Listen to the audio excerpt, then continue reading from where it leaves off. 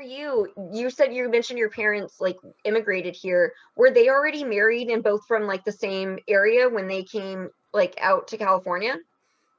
No, I think they met in camp. Oh, really? Yeah, I think they met That's in, interesting.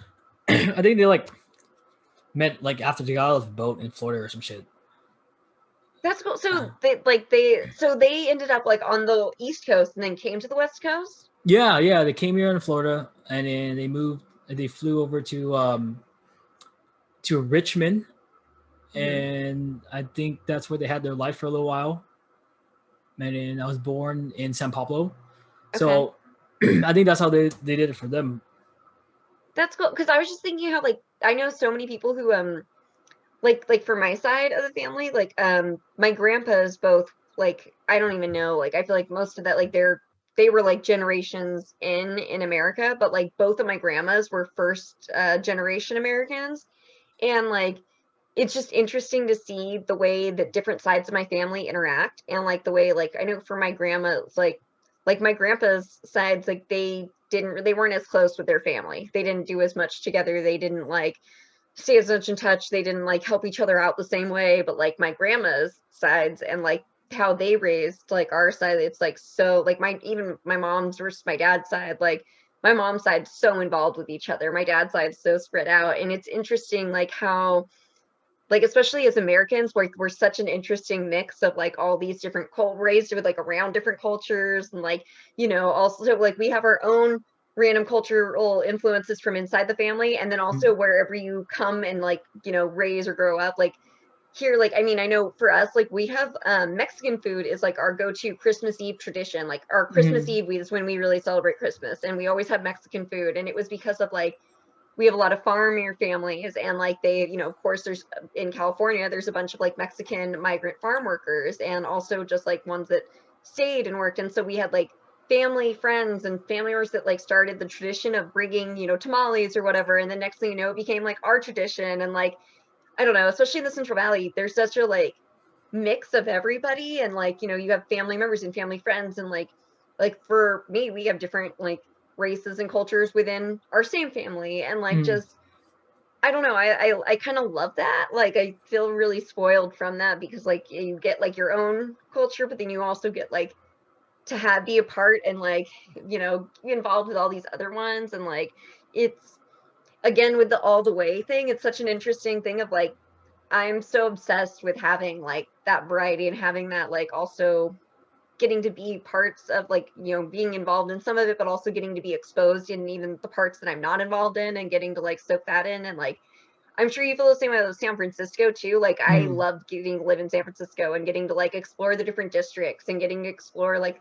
the different cultural celebrations that I probably wouldn't have ever heard of or like the different restaurants of different foods that I never would have tried and like I don't know I just like I like that we're all it just makes me feel like we're all connected and like it I don't know, I feel like the world's a lot smaller than we think it is. Like there's so much diversity and we all have our own identities and our own like, you know, privilege and like disparities and all these like variety that's within it, but like also then we're exposed to all these like different ones and I don't know, Yeah, I like that melting pot like culture. yeah. I think I guess that's what it means to be an American, I suppose, right? Is that where it really is? Yeah. Without the racism, but um, yeah, I mean, I think for especially for like the first generation kids and stuff, soon we're gonna discover what it is to really be an American. I think it's easier for the second generation because they have a little bit more direction, and I think it's harder for first generations because we don't know where to go all in at, and a lot of times, it leads to a sort of identity crisis with first generations. Like, do you go all in as an Asian American? Do you go all in as an Asian? Do you go all in as an American? Like, and who's your opposition? Like who are you? What are you losing to gain what you want? And that too becomes a problem. And those kind of factors. It's hard to really discover where you want to go and what 100% of you are to be, you know? Yeah. No, I agree. And I think that's a really interesting point of the whole all-in like concept and like going all the way. Because like, there is like, how can you not dabble when we're all like a little bit of so many things? Especially I can only imagine like with you, having so much of like the tradition and culture of like one side with your family, but then also growing up, in the same place that I did and with all of us around and like just these, and I mean, I feel like even me, I'm so white and I still feel like there are so many moments where I did not like there are little things that like I didn't do and like remember feeling outside of like just because of my own like, like the way I was raised and like I imagine that it's just like a million times, just so much more magnified when it comes to like people who've grown up with so many different cultures and like yeah, I just feel like with the way our society pushes certain things, like I know for me as a woman, there were certain like body types and like hair colors and just different things that was supposed to be like this is hot and this is not. And like I imagine with like that people who are growing up outside of that like, dominant group in at the time of the culture, like get it so much worse. And like I just feel like there's so much that's like driven in of what's like normal, which is so Mm. funny because like especially in America, like I don't know why we like how that even became a thing because like I don't know, my favorite thing is that like the white people who think that Americans are like all white and it's Yeah. like, right, because like white people were just born here and didn't immigrate here. Like, Yeah. totally. Like, I don't know. It's just so funny to me. Like, I've definitely told some white people who are like, oh, these people need to go back like to where they came from. And it's like, oh, cool. So you think you should go back to where your family came from then? Because Mm. like if you're not Native American, then you're probably thinking that, right? Because that's what you're saying. Like, think it through. And I mean, and I feel so bad because like we are this immigrant culture, but then we're also like there are so many natives still here and we obviously like not all groups like I say it's mostly the white people that like came down and invaded and attacked and like then kind of everybody else came as well but it's just so funny to me with like the whole build the wall thing and Mm. like the oh we one group is sending good people one group sending bad people but if you look at like all the like public shootings and like the bombings and stuff half of those like almost always it's some straight white dude and Mm. like it's I don't know I just it cracks me up that it's like these people saying the same things over and over again this rhetoric but like I like the news is the worst where it's like one Yeah. group is like demonized and one groups are like some white guy does something terrible and it's like father and Boy Scout leader like is involved in a shooting and Oh like yeah. like I don't know some person of color is shot and it's like person of color owns a gun was arrested one time like is Yeah. It's probably just more of a society thing and where we are as a society and what we're ready for. And, I think that's slowly America's, we're going through an identity crisis and it's getting a little bit easier for some people, but we're not there yet. And until we're there, we're still going to see these like microaggressions that occurs, especially in mainstream media. But there's not much we can do. And we can only try to do the best as we can to not push these agendas or use these terminologies any further than we have to. I agree. I think microaggression and I mean I think sometimes like straight up macroaggression like it's Yeah. like uh, but I Aggressions. yeah Yeah. it's I don't know it's really interesting like yeah there's like these I took this like rhetoric of pop culture class like a Mm. few years back but it really like stuck with me that there's so many things that these messages that we see all the time and we're just like so used to seeing them that we don't even like recognize what they're telling us anymore it's just like oh that's what's cool that's what's hot or that's what's whatever and then it's like oh my gosh like maybe not in this video but like I'm probably like halfway through season 2 but I want to talk to you about Cobra Kai at some point because Uh-huh. there's like I'm I don't know. I have some things that have popped up and I feel like you probably already thought them through. Oh So, man, you should probably wait until it comes back too. Like he's been wanting to talk about Cobra Kai a lot. well, Uh, I'm gonna like I feel like hopefully I'll finish it soon, but I'm like yeah. I don't know. I like Like there's what? just Of just like the characters, or no, okay, like, well, yeah, okay, like a little bit of everything.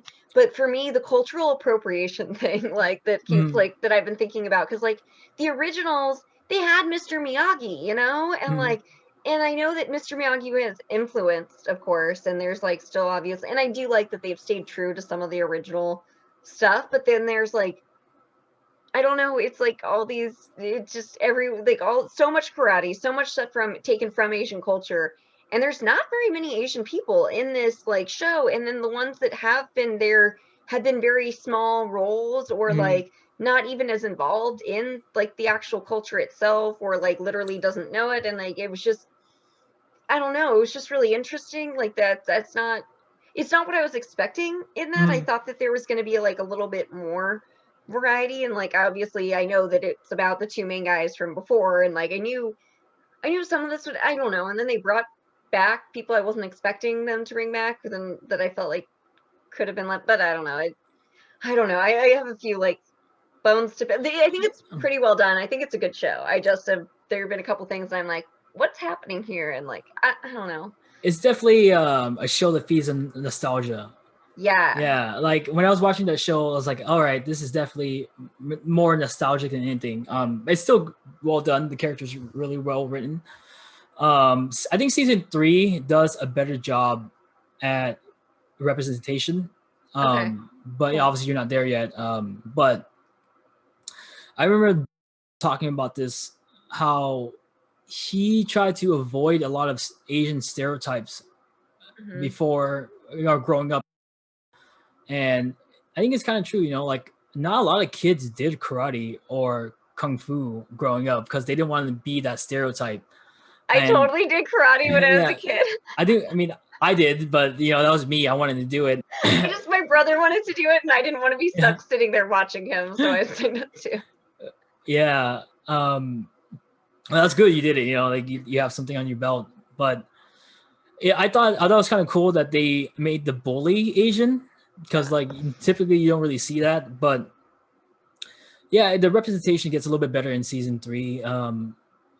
I have no gripes with it. I think it's done well. I don't think they go too over the board with Mhm. appropriating anything. So I mean, I like it a lot, and it's just kind of funny to see. Like I know the Japanese do like it a lot when other people embraces their culture. Mhm. Like I think a lot of times you see a lot of people talking against it are Asian Americans, but usually Japanese people are like celebrate the culture, whatever. Um, I think the only time appropriation becomes bad or it is appropriation is when you're benefiting off of that culture or Yeah. whatever it is. So, and the Karate Kid, is based off an old movie. Is not really Mhm. stealing anything. It's a concept that's been made and put out already. Um, but I know, like, I think with the game Ghost of Tsushima, the Japanese really loved it. That people loved this game, and from that game, a lot of the fans actually came in, pulled in a bunch of money together on their GoFundMe to repair some stuff on the island. So that was some cool stuff. So I know, and a lot of the outcry against the game came from Asian American journalists and fears of appropriating stuff. And I think that's a different conversation too when you talk about like appropriation and appreciation, I was just and gonna say that. yeah, Yeah. and like like social justice warriors and stuff like that. Yeah, and cancel culture and stuff where Cancel it gets culture. extreme. Yeah, I think that's the time when people go way too all in. Like Totally. it's if you try to cancel everybody, then how are you going to spread the idea of cultures? Like, isn't that what we're here for, the world? But man, Americans, dude, I think we need to stop physically and mentally evading a different culture, bro. Like we gotta stop it so much. Um, like in anime, dude, like a lot of Western journalists are just saying, hey, you gotta change this, you gotta change that.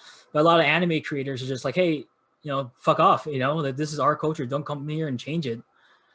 You know, I feel like we have our own problems. We don't need to go over there and try to change somebody else's culture. Well, I feel like, yeah, I agree. Like cultural appropriation versus cultural appreciation, which is literally what I was torn with watching Cobra Kai, because I feel like it's so good and it's got the nostalgia factor and it's got that like 80s classic vibe, and like, you know, it's such an American, like, I don't know, classic. Like, you know, for us, I feel like a lot of us grew up on these movies. But then at the same time, I was like for me, I don't know who made these movies, so I don't really know who profits off them, and I'm not really sure like how that works. And it's really interesting to see this breakdown. Like, I don't know, and I feel like, yeah, it's really hard because I feel like some like the cultural appreciation, like it does introduce new generations to like these sides and like getting to see this kind of thing and getting like different, you know, different people of different walks of life to appreciate another culture that they maybe wouldn't be exposed to like normally or within their own group. But like, then I also think, yeah, I feel like the appropriation thing of like who benefits and who is like, you know, gaining from this. And like, hopefully, I mean, I do think that there's definitely, it like mostly uplifts like Japanese culture, and it mostly seems to like, you know, uplift karate as like a ancient practice, and like, you know, like what's good about it, and like what, you know, how anything can be turned like into like something bad, even if it is like something that's good, based off who is using it. And like the way that they do that with like the, I think the bad guy, like the, I can't remember his name, but the like the original bad coach of Cobra Oh, Kai. Reese. Yes, there we Yeah, go. Reese. Yeah, I feel like I mean, he's just a good bad guy in general. I was telling my family, I was like, I feel like, I don't know who that actor is, but I feel like he's the type who would hang out with like Schwarzenegger and the guy who played like the original Hulk or whatever. Like, you know, he seems like that intense kind of guy. But I mean, hopefully he's probably a lovely person in person. I don't know his life, but like, Yeah, I he hear that plays a he is good a good bad actor. guy.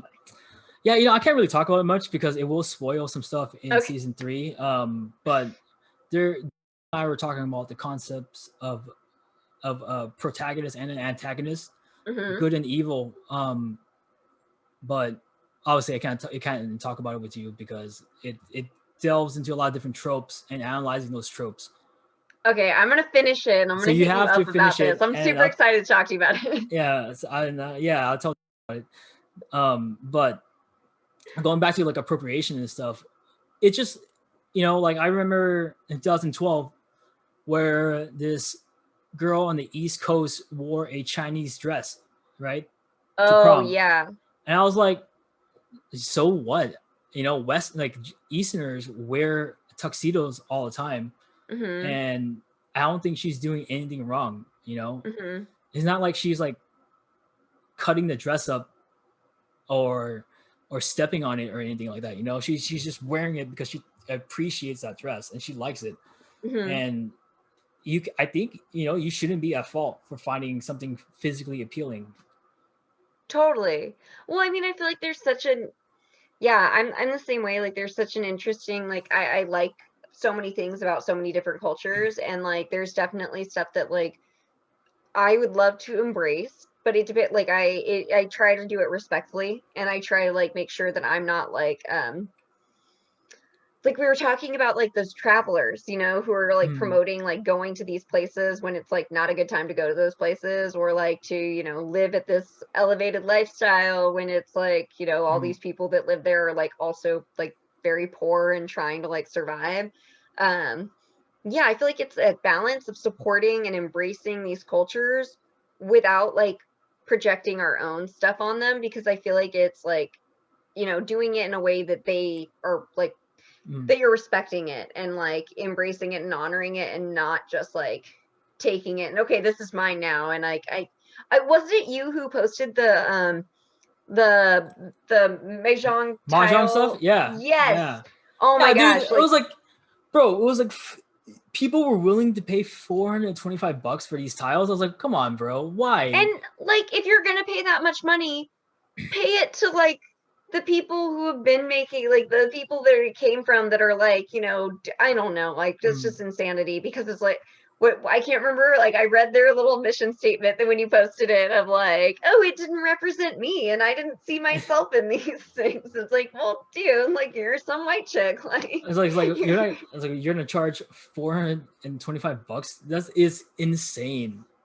That's fucking insane. I don't it's know. so crazy. Obviously, it wasn't created for us because I wouldn't pay fucking $425 for it.